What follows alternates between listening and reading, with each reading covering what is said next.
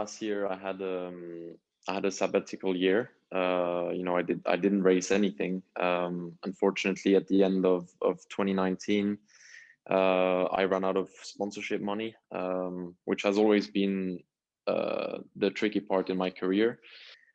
Because I manage myself my whole career since the beginning, and also finding sponsorship money is what I do nearly on a daily basis. And once the pandemic hit the whole world, I was thinking, well, that's going to be even more difficult to raise money for 2021.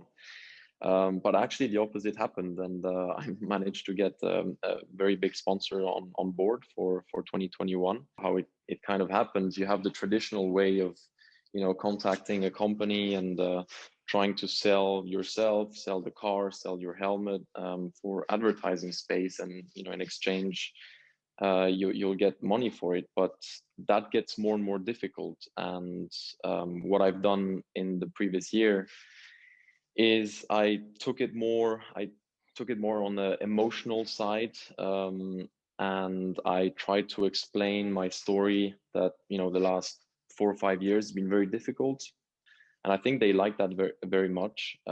It creates it's like a new adventure for them, and that was very crucial. What I also sold, or let's say my story, was that every year in Formula 2, obviously I never finished the whole season, but there were races where I wasn't able to know if I'm going to race on the Thursday before the actual Grand Prix.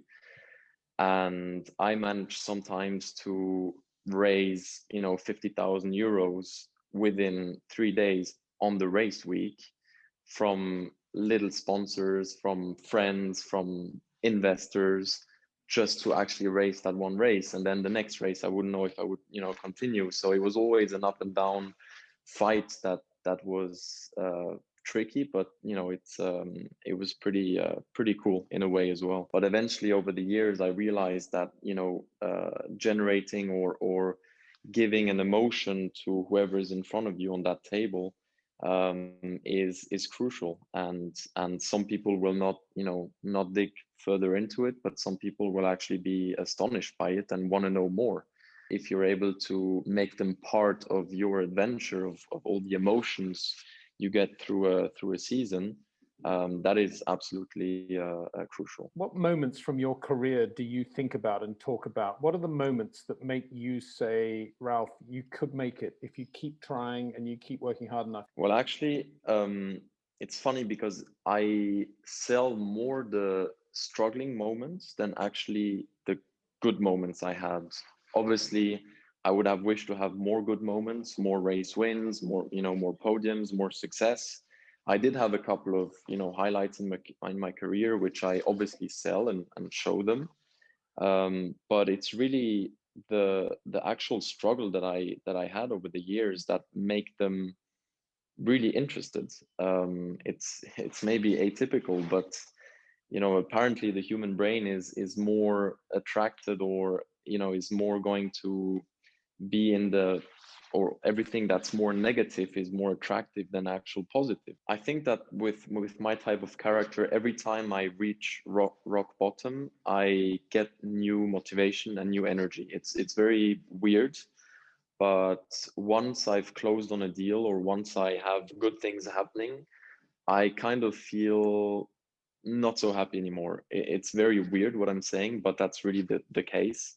I always have to reach low points to bounce back, and I think this is a strength that I have, and I'm quite happy about it. So I don't have any issues having really bad news on a day, or a really bad day and waking up the next day having no motivation. So that's the way I function. I don't pre-structure my days too much. I always kind of go with the flow, and but I have a very big discipline in various aspects of my life.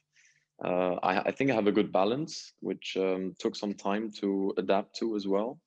But I don't have much issues having big discipline, and I think that the fact that since I'm 14, I travel pretty much the world on my own and go and do races. I don't have much issues with that.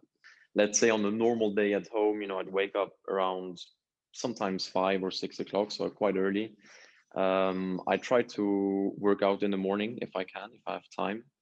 And then basically from around 9 o'clock on, phone calls start, and I have to go on a couple of meetings. I go meet some people, and it's basically flat out until quite late at night. And then even late at night, I usually have some other calls with people that are on different time zones.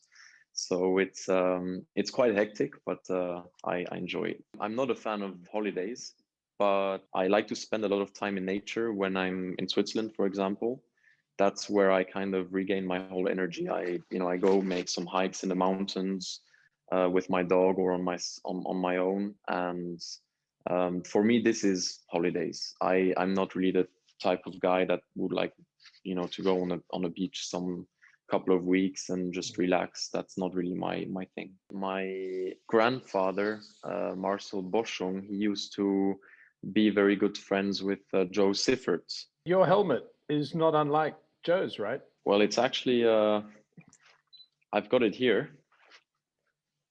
It looks yeah, pretty much the same. Yeah. I decided to make a little tribute to him, and I always liked to have retro designs and quite simple. Ralph, how many languages do you speak? You speak great English. English, French, German, and Swiss German, all of them fluently. So I think that's actually a very positive thing being Swiss, is that you usually know at least 2 or 3 languages. But I'm presuming you'll be speaking fluent Spanish by the end of this year as well. I'll work on that. So you'll be renting an apartment in Valencia? Actually, no. I'm going to sign a sponsorship deal with Westin Hotels in Valencia on Monday next week, which is going to allow me to stay the whole year in a permanent room. So I contacted the general manager there, and they were very interested to make a little sponsorship deal. So that's going to be the case.